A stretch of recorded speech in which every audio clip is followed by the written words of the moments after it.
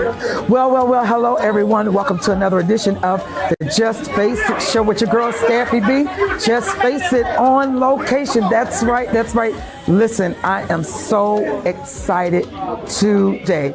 I am broadcasting live right here from the St. Peter's Church. East side. Well, I'm a West Side girl, but we'll get to that later.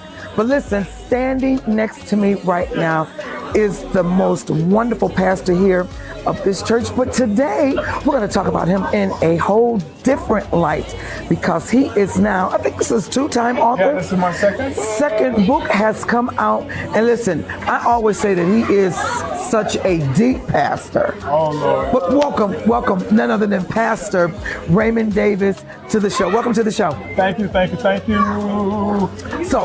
big cousin. Yeah. Why we got it? That's got to be, right. Yeah. Okay.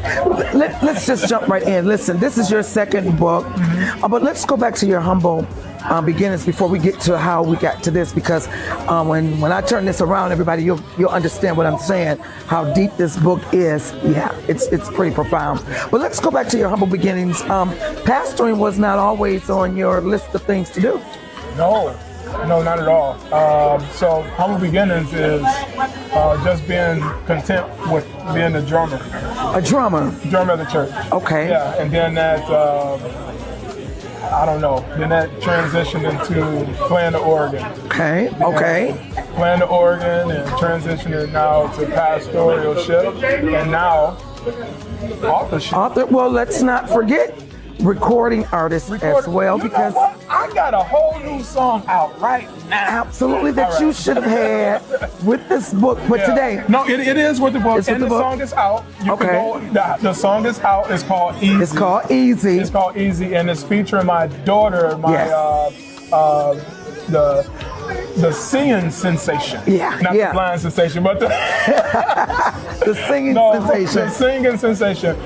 Raven LaShawn, she's featured on that song, and it's called Easy. Yes. And if I could interject, do a shameless plug. Yeah. So the song is called Easy because how we carry the stuff that we have been through, and we carry it so well, people think that it's easy.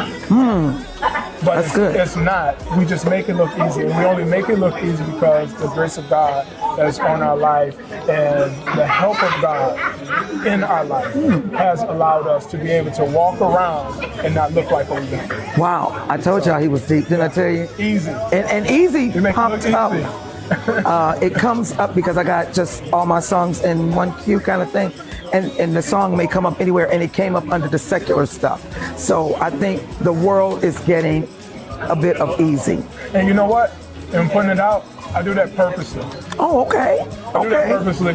I don't know if it's right or not, but hey, whatever. I think it's right. I did that because at the end of the day, they need to know that Jesus didn't just die for church folk. Exactly. He died for the world. Exactly. And that's it. So. Wow. Well, let's transition a little bit back to the book. You are a two-time author. Your first book was about the blessings in Motown. So that was the blessings in Motown, and it's not about Motown music. So what I did is I actually took a series that I did here, The Blessings of Motown, and I preached from the themes of Motown songs. I took a sermon from the Motown songs. So I did that, and then we had the whole church decorated with records and all of that stuff. So we had really flipped the sanctuary to really look like they had the playbills all on the walls and all of that stuff. So we did that, but you all are so creative here. We try to be creative with this. And you meet the people right where they are is what I love about this church. You have to. You meet the people right. So you're not so high that they can't touch you. No. You meet them right where they are. That ain't church, that's a cult. We're not going to go there because me and him had a 10-hour discussion on that. And that's a whole other show. That's a whole other show. That's a cult. Okay. What if Jesus was over everybody's head? Wow. But none of us be able, Then the woman at the well wouldn't be able to go back because he wasn't even supposed to be able to talk. Right. Okay, but that's a whole nother story. That's a whole nother story. We'll do a show on that. Yeah. But listen, today I am super excited because today was your book signing for your new book. And everybody, it's entitled How I See It. It's a 21-day devotional. Let's talk about it now. And the cover itself, if we can see that cover there, the cover itself, there it is. We didn't even have to zoom in. The cover itself, you the human zoom. The cover itself depicts a chair, and you have a take on the chair. But before we get to the take on this chair, How I See It, how was this title even picked? So definitely God-given. So I thought I just had a clear picture. I thought I just had a clear picture of a chair with the backdrop. Okay. But when I began to delve into it, God began to speak to me and say, no, what if somebody died and they're not coming back? And this chair is a sign that they're not coming back, and you have to deal with grief. Mm-hmm. Wow. And you have to face grief. Or not only do you have to face grief, are you willing to sit in the chair so you can be counseled for grief? Wow. That's deep. Or are you too busy trying to hide grief? Yeah. Or is it simply that over and over again you have been lied to, and the person who's supposed to be coming never showed up? So the chair is empty. The chair is empty. So what do we do with this empty chair? Oh, you become the author. You become the author. Everyone who reads this book, everyone who goes through this 21-day, you become the author. And you can write your own story, and it's because of your perspective. Okay. There we go. It's how you see it. It's your spiritual perspective. And are you willing to keep being the side chick, or are you going to kick somebody else's husband out? Oh. Or are you going to continue to let them take a spot that they don't belong to? Wow. That's another perspective. But also, before you let somebody sit here, you need to know what are they going to bring to your table. Because chairs are at tables.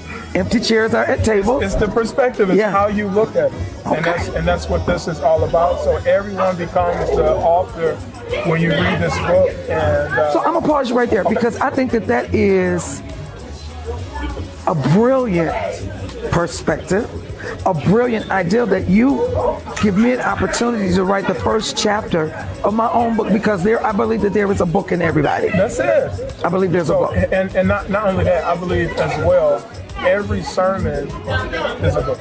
Every sermon is a book. Every sermon is a book. Wow. You write your sermon out, or if you preach it and you go from off your memory, or the young folks off the dome. Yeah. So if you're just going off, just off your memory, then you play that sermon back and you take the key points. That's a book. That's a devotional. That's notes. But too many times that we hoard our sermons so we can use them again. Yeah.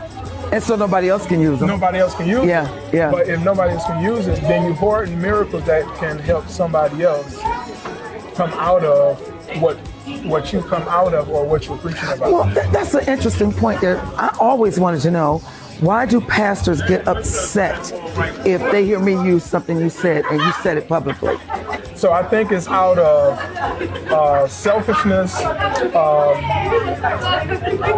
being inconsiderate, and being erroneous. I think it's out of foolishness that if you say something that I have said in a sermon and I get upset about that. That's madness. And the reason why I say that that's madness is because we all, first off, it's nothing new under the sun.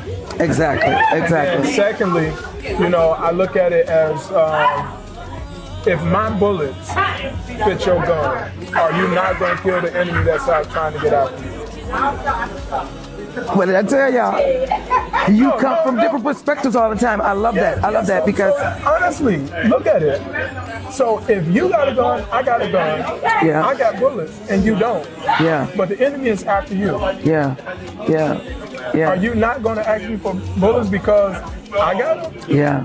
Wow. No. You know we're going to end up going some places. I think the church today is more about fame and fortune and notoriety. And they want it to be said that if I repeat what Pastor Raymond said that first. Or that's from Pastor Raymond, and then Pastor Raymond is sitting back saying she got that from me. I mean, what is your perspective on that? What is your perspective on that? The fact that what you said, should I have to give you credit if we all coming from the book? We all coming from the Bible. We all use Genesis 1:1, and you talked about the tree, and I talked about, I think. Do we have to have notoriety? I'm going to say this in the best way that I can. I heard what you said. I'm going to say it the best way I can. Could it be that the postmodern church, if they are in pursuit of fame and notoriety, they are not after God? Oh, absolutely. And can you imagine saying and thinking this, that the church of today is not about God? Absolutely. I just had that discussion because it seems like, okay. The other flip side of that, or the other perspective of that is that church. Is that church. But we have to be, but it's how you see it. Yeah. Right? So then it becomes your perspective of what you call church. And a lot of stuff that we call church. It's not really church. It's not really church. And I think church suffers, the true church of God suffers from that, because you got stuff that look like that. Yeah. Wow. That's deep. Okay, let's try to get back to this book. Yeah. Because Raymond and I, Pastor Raymond and I, we talk a lot, and it's always at least 1 hour. This the only woman I can be on the phone with for hours. Yeah, and Danielle don't come in and say, who are you talking to? But listen, I'm going to flip through the book because I just got my own personalized copy. You signed my book. I'm just going to open to something random here. And right here it says, the patience of the empty chair. So you're gonna start with the day. Okay. So it's a place. No. You were right there. No.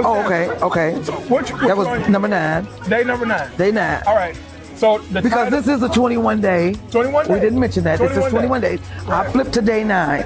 All right, and if you need 28 days, then you can get the other one. Put it with this one, then that'd be 28 days. But if you look at it, it's a thing called paranomasia.